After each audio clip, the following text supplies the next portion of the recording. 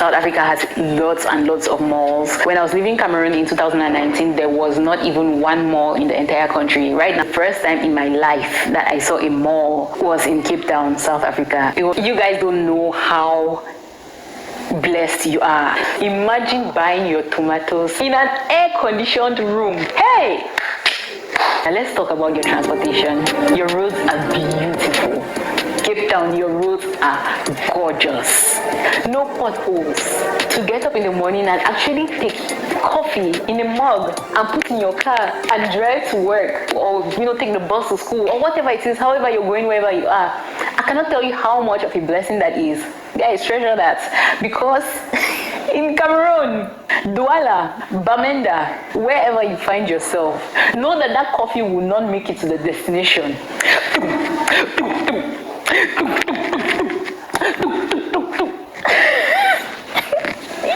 Hey beautiful people, you welcome to my channel. If you're new here, my name is Just Cheesy. Guys, can you watch this interesting video of a Cameroonian lady schooling in South Africa? Please, can you watch this video to the very end, see what she has to say about her experience living in South Africa. You all know how much I love watching videos like this. I love watching videos like this. It also helped me to understand things happening in South Africa, how things are being done in South Africa, right?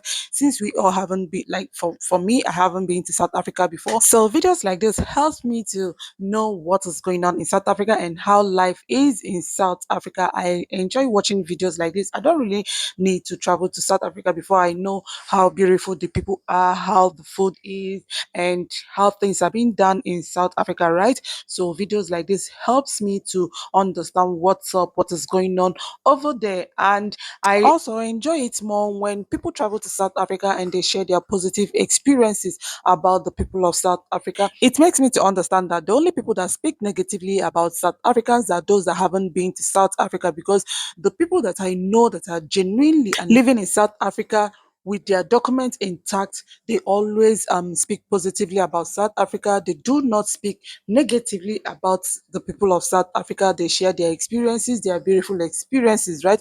But the undocumented ones are always the ones speaking negatively about South Africa. Like, each time I come across videos like this, whenever I watch videos like this, things like this are the things I pick from the videos. Like, when you watch the video, you see their facial expressions, how excited they are to share their experience in South Africa, right? You don't hear them speak so bad about the people of South Africa. No, simply because they know that they are well documented. They are either schooling and they have their documents intact, or they are working, or they are doing business, and they are in the country properly documented, right? So this is one of the things I pick from videos like this. It makes me to understand that if you truly want to enjoy the country South Africa, you have to stay in that country documented, and you have to respect the people of South Africa. Like the host country, you must have to respect them and be law abiding. That is if you want to be at peace with the people of South Africa. And those ones, they are the ones that are properly documented. They are the ones that are law abiding, and that's why you see them being so excited to be in that country. You see them sharing their experiences with bright faces. You don't see them talk bad about South Africa. My name is Mutombo, and today I'm going to be sharing my experience on moving from Cameroon / West Africa. For those of you who want to argue that Cameroon is Central Africa, okay, / Central Africa, to South Africa. So just to provide a bit of background on myself, I moved from Cameroon to South Africa in May 2019, and I've lived there for the past 2 years. I moved there for my master's degree at the University of Cape Town, and the city that I've actually stayed in and spent all my time in is Cape Town. So I've actually had this video on my mind for the past 2 years, but I kept giving myself excuses like, oh, I've not been there long enough to actually say anything about it. What do I know? Before we get into the meat of this video, it's important for you to understand that since I've spent most of my time in Cape Town, I can only really tell you about Cape Town. It's true, some of the things that apply to Cape Town applies to the rest of the country, but you know how in every country there's that one city that is just on on its own wavelength. There's just that one city that kind of shields you from the problems of the rest of the country. In Cameroon, before the Anglophone crisis, that city for me was Buea, and in South Africa, it is Cape Town. That said, to be totally fair, I am going to be talking about my own experience in Cape Town, and I'll be comparing that to my experience in Cameroon. Also, I'm going to divide this video into chapters using timestamps, so if there's any part that you're particularly interested in, you can, go ahead and go straight to that, but why not watch the whole video? Just watch. Let's talk about the shopping experience in Cape Town. It is glorious. The very obvious thing that really just stood out to me was the fact that South Africa has lots and lots of malls. When I was living in Cameroon in 2019, there was not even one mall in the entire country. Right now, we have a mall that was built last year or opened last year. And to date, I still haven't even seen the mall that was opened in Douala, Cameroon. So yeah, the first time in my life that I saw a mall was in Cape Town, South Africa. It was just so magical to me how easy it was to just shop. I mean, obviously in Cameroon, especially in Douala, which has the best shopping experience in the country, we have big shops, we have hypermarkets, but we don't have malls, except the one. Online shopping is also a big thing in South Africa. Obviously, South Africans are going to complain about things like Amazon deliveries from out of the country, but most stores, most restaurants, most supermarkets in South Africa at least have the option of delivery, which is just very convenient. You guys don't know how blessed you are. Okay, so when I left Cameroon, the major e-commerce website that we had was Jumia, and even now Jumia finally closed. There are a few popping up here and there, but it's still a very far cry from what we have in South Africa. So Cameroonians, business opportunities. I always used to shop on Jumia. I don't know why they went out of business. Another big thing that stood out to me is the fact that at least in Cape Town, the majority of people do their grocery shopping in supermarkets. In Cameroon, doing grocery shopping in a supermarket is luxury of the highest order, because first of all, the things in the supermarkets are like 10 times more expensive. In Cameroon, if you want to buy groceries, anything to eat, is definitely going to be from these open markets where we have people coming from everywhere and they put their goods there and they sell there. That is where you do your grocery shopping. If you are a lay citizen, if you are a middle class, even upper class, we all do grocery shopping in the markets. It's not in supermarkets, in closed buildings and all of that. Imagine buying your tomatoes in an air-conditioned room. Hey! You pay out of your nostrils, especially in Douala. Okay, so since we just spoke about the shopping experience, let us get into the cost of living. Cost of living can be its own video because Cape Town is a very expensive city to live in. A furnished room in a nice apartment complex in the southern suburbs, which is where I lived, which is where the majority of students and young professionals in Cape Town live, can cost you anything from 3,500 rands to 9,000 rands, depending of course on how luxurious the room is and the complex as a whole. So honestly, apart from real estate, I think the cost of everything else is comparable to that in Douala. And for reference, Douala is currently the most expensive city to live in Cameroon. The cost of education here is obviously higher. I paid a total of 200,000 francs for my undergraduate degree, 50,000 francs for each of the 4 years that I was in university. They've really made higher education in the state universities quite affordable. South Africa, let's talk about your transportation. Your roads are beautiful. Cape Town, your roads are gorgeous. No potholes. To get up in the morning and actually take coffee in a mug and put in your car and drive to work, or take the bus to school, or whatever it is, however you're going, wherever you are. I cannot tell you how much of a blessing that is. Guys, treasure that, because in Cameroon, Douala, Bamenda, wherever you find yourself, know that that coffee will not make it to the destination.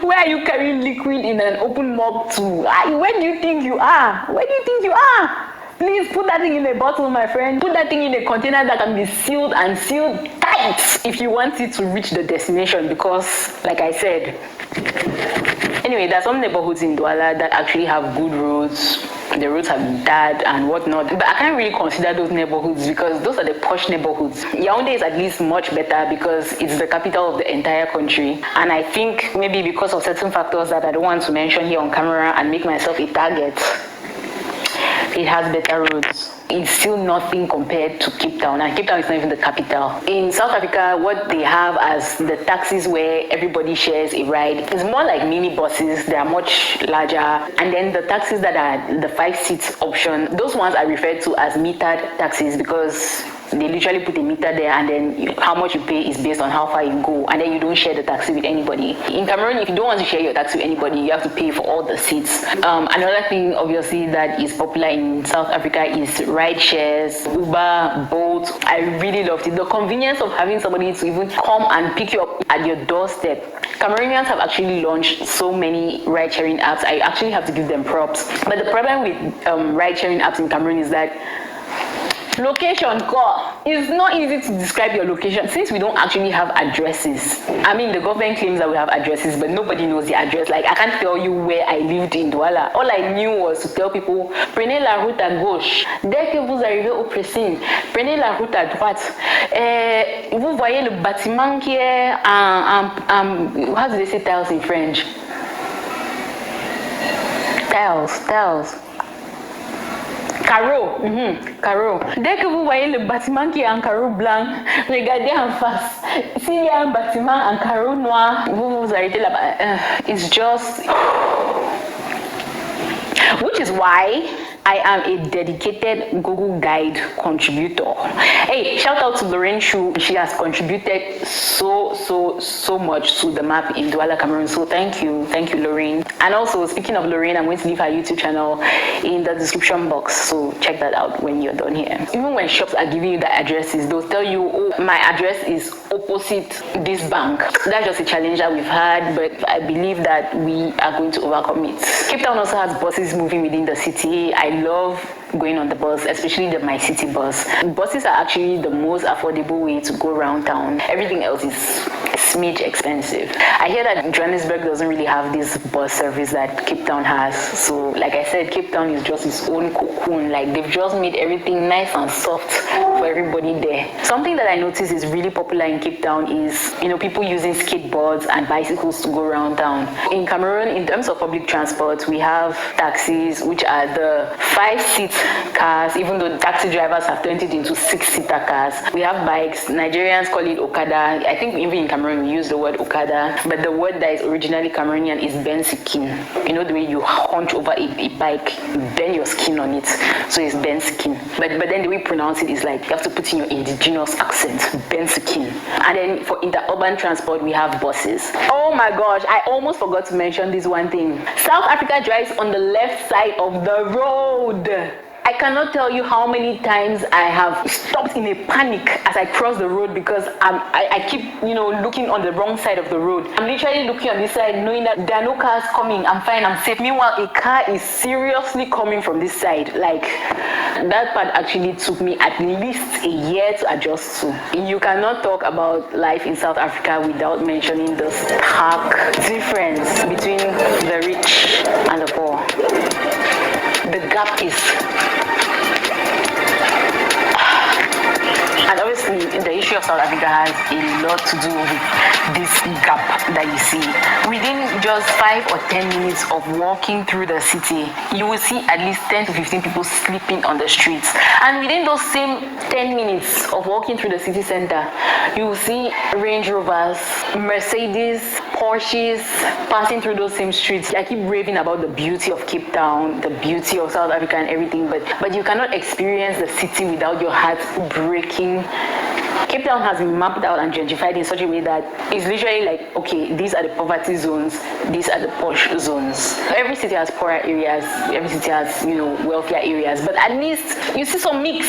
In Bonaprizo, there are some not so wealthy people living there. In areas that are found, towards the outskirts of Douala, amongst the small wood houses, you still see a few well-constructed houses. We also have a lot of suffering, a lot of poverty, but at least the majority of people have a place to lay their heads in the night, even if it's on a mat on the floor, even if the roof is leaking. When I go to the supermarket to buy groceries or anything, especially if I'm going to know that I'm going to be walking there and back, I always buy at least 2 packs of bread because I know at least I'm going to have to give that bread to somebody on the road. My budget for bread and few snacks, if I'm in Cape Town, is ×2 because you are inevitably going to see somebody sleeping in the streets. I said earlier that in Cape Town I live in the southern suburbs, but in December of 2019 I moved to the city center. So I went to this mall in the city center, and imagine if as a foreigner I stood in that mall, I looked around, I saw everybody who was there,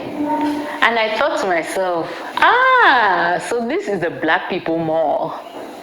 I don't know how else to put this point across. I don't know if I'm supposed to be politically correct or what, but I'm just saying the truth. That's how clear-cut certain things in Cape Town are. I went to that mall 3 or 4 times. I am not exaggerating. Every single time that I went to that mall, I didn't see one white person.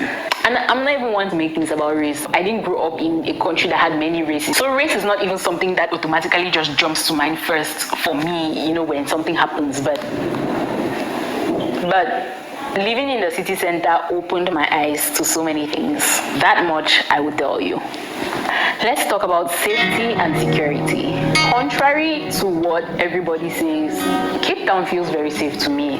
I personally have never been mugged in Cape Town, but then again, I don't think I've ever been out past like 10 p.m. except for maybe 1 or 2 occasions where I was on campus. I haven't really experienced the city in the night. There are some areas where I've been to where people have told me, hey, watch yourself, this area is dangerous. Call it the grace of God. I don't know, but I have never been mugged in Cape Town. Actually, I've had friends who have been mugged, not too far from where I live, so I don't know. But then again, I also lived in a very safe area, and then when I went to the city center, I always had my wits about me because I had already been groomed. By Douala. I don't understand how people say Cape Town is more dangerous than Douala. Douala is the ghetto. It's like I said, difficult. Okay, this is the thing. It might not happen often, but when it happens, it's really bad. I guess that's where I would say, okay, no, Cape Town is more dangerous than Douala, because at least in Douala, if you don't resist, if you just give them everything, there's a high chance that you get out of the situation without being harmed. But in Cape Town, even though they might not get you often, once they get you, even when you're not resisting, there's a very high chance that you're going to end up stabbed. Literally, in Douala, we have thieves around every corner. We have people ready to attack you around every corner. But it's not going to be fatal. Meanwhile, in Cape Town, the one time that they get you is really going to be serious. Let's talk about the natural environment in South Africa. South Africa is found in the southern hemisphere of the globe. In the southern hemisphere, everything that you know as seasons is literally the opposite to what is in the northern hemisphere. I used to watch the popular Namibian lady, Delish Matthews, on Snapchat, and she would always say, oh, it's winter here. And I was like, girl, you're in Africa. What do you mean winter? Africa doesn't have winter. Surprise, surprise. Africa does have winter, and it's harsh. It is cold. So South Africa has 4 seasons: summer, autumn, winter, spring. The summer months are from November to February, and that is actually when you have winter in the northern hemisphere. South Africa has autumn, I think from March to June or so, and then from June to August is the coldest weather that I've ever experienced in my life. Winter. I'm a child of the equator. Please, I was raised in the tropics. I know heat. I know humidity. I don't know that dry cold. Yeah, winter in Cape Town is always very rough for me. I literally cannot function during winter. And if I'm complaining this much about the cold, when it's winter without snow, I can only imagine how bad it is in places that actually have snow. Autumn is actually my favorite weather because it's just the perfect amount of cool. Even though I'm here saying that, oh, I don't like cold, I also don't like heat. I survived summer without an air conditioner. I just had a fan and I survived. It was still very uncomfortable, but the heat during summer in Cape Town is nothing compared to the heat in Douala. The heat in Douala is a type of heat that makes you literally dizzy without you doing anything. Like, Cameroon as a whole has 2 seasons as opposed to the 4 seasons in South Africa. We just have the rainy season and the dry season. Alright guys, I still have a bunch of points to go through here, but first of all, I'm filming with my doors closed because there is so much noise coming from outside, and then the sun is also going down. So I'm going to cut this video into 2. Watch out for part 2 because part 2 is going to tell you all about the culture shocks that I experienced when I moved to South Africa Africa from Cameroon. I think that video is even going to be more interesting than this one, so please stay tuned. While waiting on the other video, please go into the comments and let me know what you think. If you are a foreigner in South Africa, do we have similar points of view? If you are South African, or if you have lived in South Africa, say, for most of your life, did I properly represent South Africa, or at least the Cape Town experience? Because like I said earlier, Cape Town cannot tell you what South Africa is like. At this point, South Africa is obviously my second home. That's the place that I've spent the most time out of Cameroon. These kinds of videos are usually very tricky, which is also another reason why I've literally been putting it off for so long. Because as much as I wouldn't like to turn on my camera and say anything that might annoy anybody, I also cannot turn on my camera and lie. But